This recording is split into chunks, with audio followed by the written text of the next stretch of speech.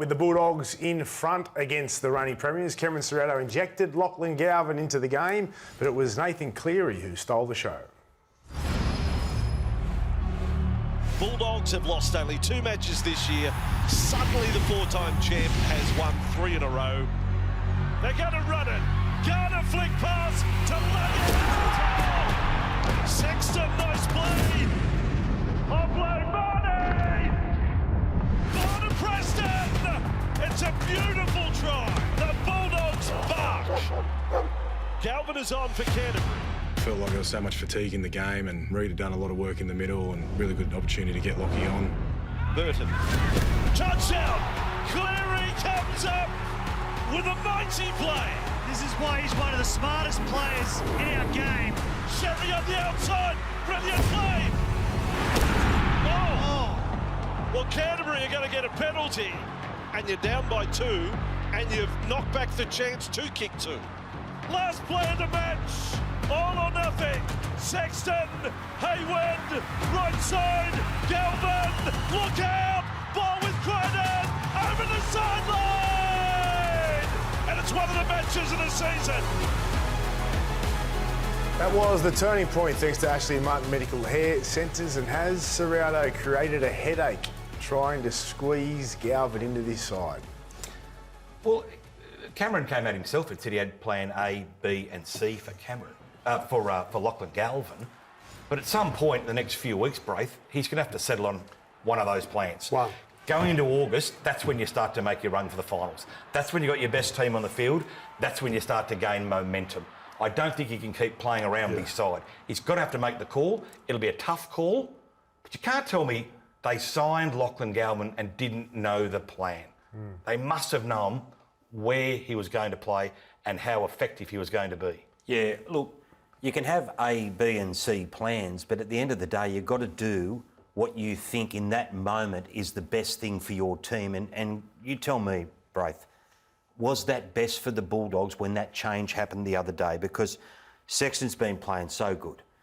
Marnie's so good in the middle. Those two and Tracy combined to set up that one and only try for Preston. It seemed to change the course of the game. When he came on. Well, it's unusual in a game that's played like a semi-final, one of the highest quality games of the year. Your key playmaker, Sexton's almost the best on the field, creates their only opportunity with Reid Marnie. And then when the game's on the line, you take him, you move him, and you bring on a new half. It is very unusual, and we've been speaking about it for a long time now. I thought they may have made the call this week and just said, all right, Galvin, you're going into 7, but maybe they're happy with Sexton at 7 now, but they're going to be left with, when do we put him on? Where do we put him? Is it going to disrupt our team? How is our dynamics, our cohesion? You know, Galvin came on and tried hard, was heavily involved, but couldn't dissect or get through the defensive line. You've been big on this, Gordy. You can't keep everybody happy. You pick your best 17, right? And you can't keep them all happy. There's no plan A, plan B, plan C. If Lachie Galvin, if you carry someone like that, he comes on and he comes on, fills in wherever he is needed. You don't take off a number 7. Right, that's a luxury. Cooper Cronk said it, I agree. Cooper Cronk said it in the call, and he was spot on. The winning try, which was Cleary, a charge down on Burton. When it's Sexton and Burton, they both share the long kicking game more. But when Galvin comes on, he takes a back seat, and it's all Burton, and it was when Burton was out there. So Cleary, being as smart as he and as elite as he is, he knew that it was only Burton that could possibly kick. He was going to kick no matter what. There was no other option. He charged him down, and that was the difference. So if you actually peel it back, if Galvin's not on the field and Sexton is, they've got 2 options to kick, and maybe they win the game. So I know that's probably looking pretty deep into it, but it is a fair point. That's what Cleary did. Cleary knew. And you know, there were suggestions that Nathan might have been offside because he got up that quick, but in actual fact he wasn't. And it was just a really, really smart play, as you said, where he zoned in on knowing. Yep. You can see there, there's no other option. Burton couldn't have done anything else apart from not kick it, which he probably shouldn't have, right? But that's easier said than done. But, you know, these are the sorts of little problems they're running into now that they wouldn't have if they had clarity. But they're causing them themselves. Just bite the bullet. Sexton and Reid Marnie until they don't get the job done. Yeah. In a perfect world, Galvin would have come next year, right? Yeah. Did a full pre-season and won one of the jerseys, right? The 7 or the 6. He'll make the tough call, Cameron Sabella. What is, He's okay, an what is NRL the coach. tough call? What do we think? What's he got to do? The tough call is what he thinks is going to be best for them but to what win is the it? premiership. Personally, I would leave Sexton there. I Okay. think he's That's led him what to the I top of the said. table. Yes. I don't think he deserves to be dropped, and I would have him as my number 7 And going where would you through. have Galvin in reserve grade? Possibly, right? Yeah. Yeah.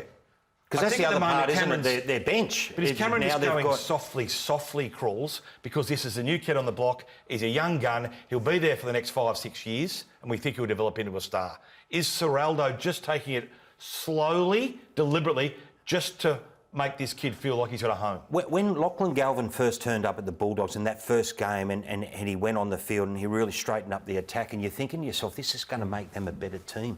But to his credit, Sexton has stepped up. He has. And he's playing more direct now, and he's lifted for the challenge. And Reid Marnie does so much work. Yeah. So much work that Sexton, when he goes into dummy half, wasn't can he broke. do that?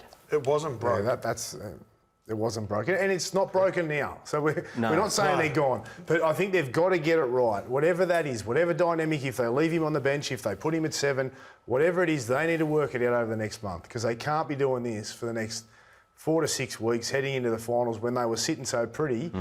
Because also, we all know it, the noise starts getting louder if they lose a couple more games, which I don't think they will, but the noise gets louder, the pressure builds, and sometimes you implode. And we don't want that to happen with the Bulldogs. Someone's nose is going to be out of joint, Braith. Yeah. Who that is, we are yet to know, but someone will have the shits. Yeah, I think that's, probably.